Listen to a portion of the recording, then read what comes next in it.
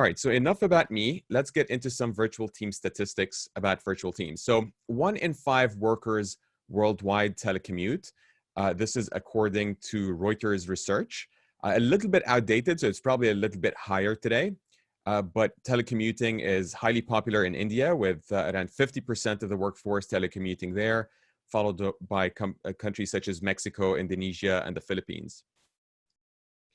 5 million employees work at home half the time or more in the US. That constitutes around 3.6% of the US workforce.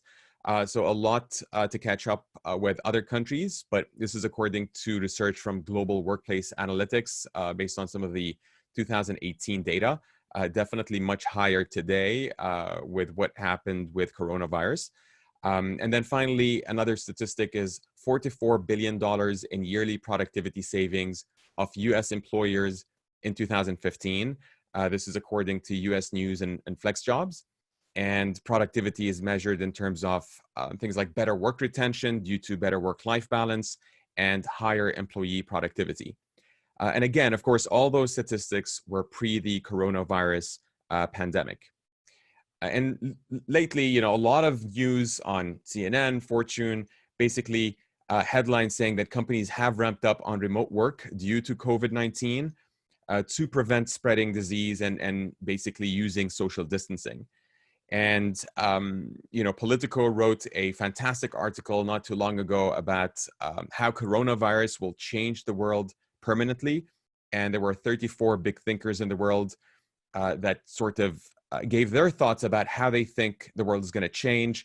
One was about the rise of telemedicine and how healthcare is going to change, not just for doctors helping patients remotely, but even patients who are at their house, instead of exposing others to their disease, they can get diagnosis and what have you while they're at home, right? And that sort of helps a lot with the social distancing aspect and a few other things. Another was that Congress can finally go virtual.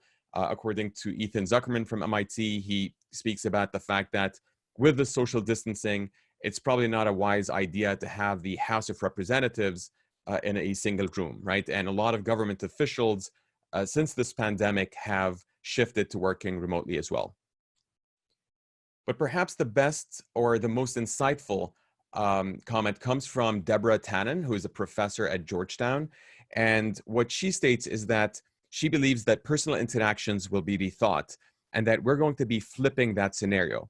So today, a lot of us ask, is there a reason to do this online? But tomorrow, we'll be asking, is there any good reason to do this in person?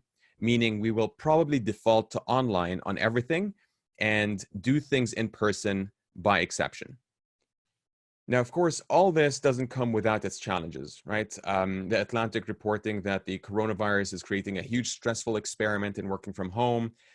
Time stating that the coronavirus is making us see that it's hard to make remote work actually work, right? So a lot of those companies that haven't been in the remote work space are finding some challenges. And all of this really say or highlight that virtual teams are the future. So even before this coronavirus pandemic hit us, the trend was already moving towards that future. And if you think about the productivity savings, the employee satisfaction, and even the environmental benefits, right? The carbon footprint reduction, it was a win-win already. So it was a natural progression to move that towards virtual teams and virtual work. But now it's inevitable.